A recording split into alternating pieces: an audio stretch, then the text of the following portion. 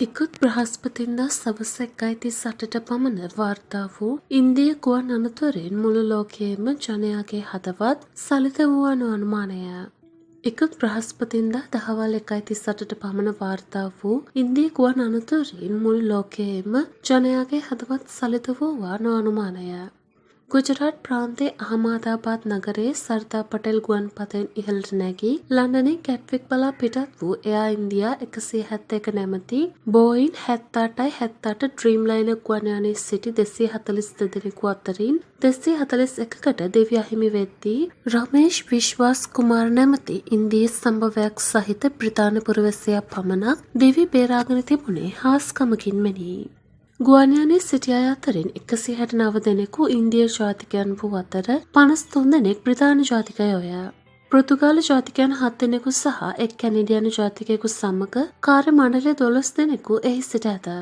ගුවන් යානයේ හිටපු ගුජරාට් මහ ඇමති පාලක BJP පක්ෂයේ ප්‍රබලයෙකු වන විජේ රූපානන්ද සිටි බව එක් කාන්තාවක ගුවන් යානයේ සිට ලබාගත් සෙල්ෆි ඡායාරූපයකින් සනාථ විය.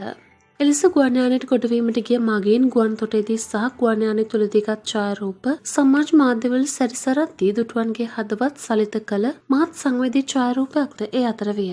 ඒ යානය ගුවන්ගත වීමට මොහොතකට පෙර සීබිරිඳ සහ කුඩා දරු තිදෙනා සමග ප්‍රතීක් ජෝෂි නම් ඉන්දියානුවා ලබාගෙන සමාජ මාධ්‍යට මුදාහල ඡායාරූපයයි. ඒ ඡායාරූපය පළමු සමාජ මාධ්‍ය සටහනක සඳහන් වී තිබුණේ ප්‍රතීක් ජෝෂි පසුගිය වසර 6ක පමණ කාලය තුල ලන්ඩනයේ ජීවත් වෙති බවයි. ඔහු දිගු කලක් සිහිනමවා ඇත්තේ ඉන්දියාවේ වාසය කළ වෛද්‍යවරියක වන තම බිරිඳ කෝමි ව්‍යාස් සහ කුඩා දරුවන් තිදෙනා සමග ලන්ඩනයේදී වඩා හොඳ අනාගතයක් ගොඩනගා ගැනීමටයි. ඒ අනුව වසර ගණනාවක සැලසුමකින් පසු ප්‍රතීක් ජෝෂි එම සැලසුම් මල්පල ගන්වාගෙන බිරිඳ ඉන්දියාවේ ඇය කළ වෛද්‍ය වෘත්තියෙන් ඉවත් කරගෙන තිබිණි. අනතුරුව ප්‍රතීක්ෂේ බිරිඳ සමග දියණිය මිරායා ප්‍රද්‍යුත් සහ නකුල් සමග එයා ඉන්දියා 171 යානයෙන් ලන්ඩනයේ පදිංචිවට යාමට ගුවන් යානයට ගොඩ වී සෙල්ෆි ඡායාරූපයක් ගෙන සමාජ මාධ්‍යට මුදා හැර තිබුණේ ජීවිත නව ගමනක බලාපොරොත්තුද සමගිනි.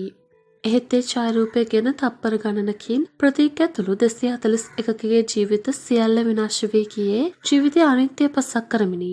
එකී ඡායාරූපයේ සමාජ මාධ්‍යයේ සැරිසරද්දී ඒ නැත ගැටුණු මෙරට පුද්ගලයෙකුගේ වේදනාව තීව්‍ර වූයේ ප්‍රතීක් ඇතුළු පවුලේ උදවිය මිට මාස කිහිපයකට පෙර ලංකාවේ සංචාරයක නිරත වෙද්දී ඔවුන්ට මඟ පෙන්වා තිබුණේ ඔහු බැවිනි.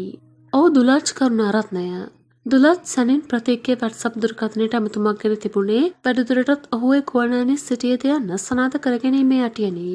එහිදී දුලාජ් දුටුවේ පස්වරු 1:32ට ප්‍රතීක්ගේ WhatsApp දුරකථනයේ ඔන්ලයින් සම්බන්ධතාව විසන්ද වී ඇති බවයි. ඉකුත් ඔක්තෝබරේ 20 වෙනිදා මෙරට සංචාරයකට පැමිණ ඇති ප්‍රතීක් ජෝෂි ඇතුළු පවුලේ සමට ශ්‍රී ලංකාවේදී මඟ පෙන්වමින් ඔවුන් ශ්‍රී ලංකාවේ ගත කළ දින 10ක පමණ කාලය සහ අනතුරු ප්‍රතීක් සමග දුලාජ්ගේ තිබූ සම්බන්ධතාවන් ගැන ඔහු හෙළිදරව් කළේ මෙසේය. ඇත්තටම මට හිතා ගන්නවත් බෑ ඒ අයට මෙහෙම වුණේ කොහොමද කියලා. මම වැඩිපුරම ගයිඩ් කරන්නේ ඉන්දීය ජාතිකයන්. මේ කපල් එක සහ දරුවෝ තුන්දෙනා මට හමු වුණු සුවිශේෂීම කණ්ඩායමක් වුණා. ඔවුන් ඒ තරමට හොඳ පිරිසක්. යන්නේ කොහෙද? ඒ කිය හැමතැනකදීම මුලින්ම බලන්නේ මම කෑවත බිව්වද කියලා. යයි හැඟීමවර පැවසු දුලාජ් එම පස් දෙනා ඔහුගේ වෑන් රථෙන් මෙරට විසු දින 10 තුල කොළඹ මහනුවර නුවරඑළිය ඇල්ල යාල සහ බෙන්තුට සංචාරය කළ බව පැවසීය. ඒ ප්‍රතීක් සහ පවුලේ පිරිස ලංකාවට ආපු පළවෙනි වතාව කියලා තමයි මට කිව්වේ. ලංකාව ගැන හරිම සතුටින් කතා කළේ. තැඹිලි බොන්න පුදුම ආසාවක් තිබුණේ. දළදා මාලිකාව ඉදිරිපිට ඉඳන් මට කියලා ෆොටෝ එකකුත් ගත්තා. ප්‍රතීක් මුලින් ඩේටා ඉන්ජිනියර් කෙනෙක්. පස්සේ එයා ඩොක්ටර් කෙනෙක් වෙලා. එයාගේ වයිෆුත් ප්‍රතීක් එංගලන්තයේ වැඩ කළ හොස්පිටල් එකට අරගෙන ලන්ඩන් වලම පදිංචි වෙන්න එයාලගේ ප්ලෑන් එක තිබුණේ. දවසක් මම කතා කරපු වෙලාවක ඒ ගැනත් කතා කළා. යයිකී දුලාජ් එම යුවලගේ දරුවන් තිදෙනා ඔහුට පුදුමාකාර ලෙන්ගතුකමකින් එම දින කිහිපය තුළ ගත කළ බවද කීවේය. පිරිමි දරුවෝ දෙන්නට ආදරයට කියන්නේ ලව් කුෂ් කියලා. ඒ දෙන්නට අවුරුදු 5යි නෙවුණු. ලොකු දුවට අවුරුදු 7ක් වගේ. ප්‍රතීක් ලක්නව් වල, බිරිඳ කෝමි රාජස්ථාන් වල. මට හරිම දුකයි පිරිස අන්තිමට මගේ වෑන් එකට නැග්ගේ ටුවර් එක ඉවර කරලා එයාපෝට් යන්න බෙන්තොටින්. එදා වෑන් එකට නගින්න හදනකොට මගේ වෑන් එක ඉඹලා මාව බදාගෙන කිව්වේ උඹ අපිව පරිස්සමට ලංකාව වටේ එක්කගෙන ගියා. ඒක තමයි මට කළ ලොකුම උපකාරය කියලා.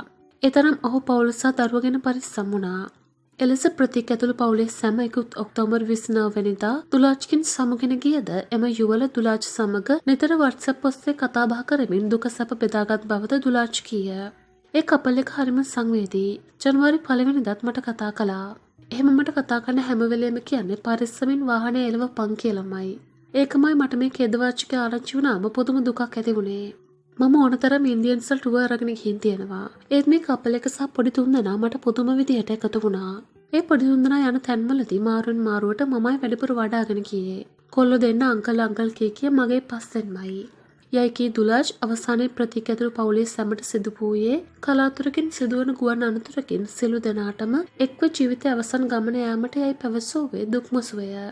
දුලත් සමග කතාබහ කරන විටත් ඔහුට ප්‍රතිකැතුළු පවුලේ සැමට සිදු වූ ඛේදවාචකය ගැන පවසා දුලාජ්ගේ ඉන්දියාවේ මිතුරන් කිහිප දෙනෙකුගෙන්ම ඔහුගේ ජංගම දුරකථනයට ඇමතුම් දී තිබිණි.